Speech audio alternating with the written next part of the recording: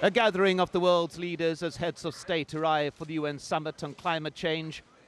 Among them, the president of China, a country responsible for the most carbon emissions on the planet. And the president of the United States, a country whose carbon emissions lags only slightly behind those of China. I declare open the summit on climate change.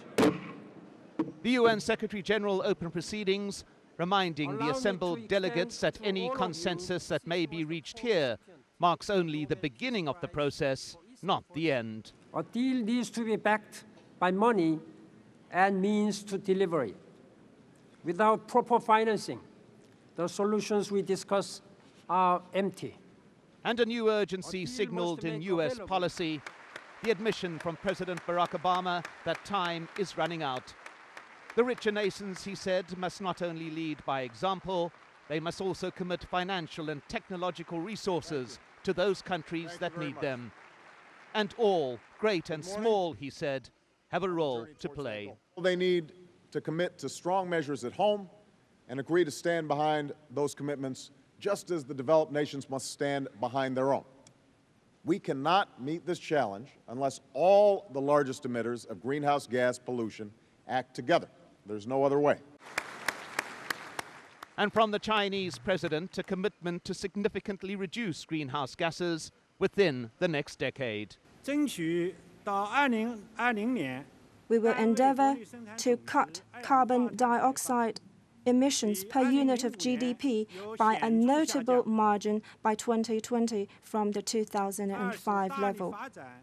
Talk among delegates, too, of economic realities. The painful knowledge that the climate summit is taking place against a backdrop of sinking economies. We seek sweeping but necessary change in the midst of a global recession, where every nation's most immediate priority is reviving their economy and putting their people back to work. On the sidelines, though, an emerging argument that economic development and combating climate change should go hand in hand. When adjusting to a low-carbon future, there is a lot of economic development in that, in developing new technologies and basically transforming into a low-carbon society.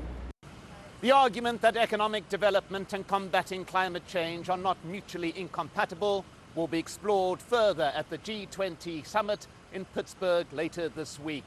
Meanwhile, the pledges have been made. The question is now whether they will be kept.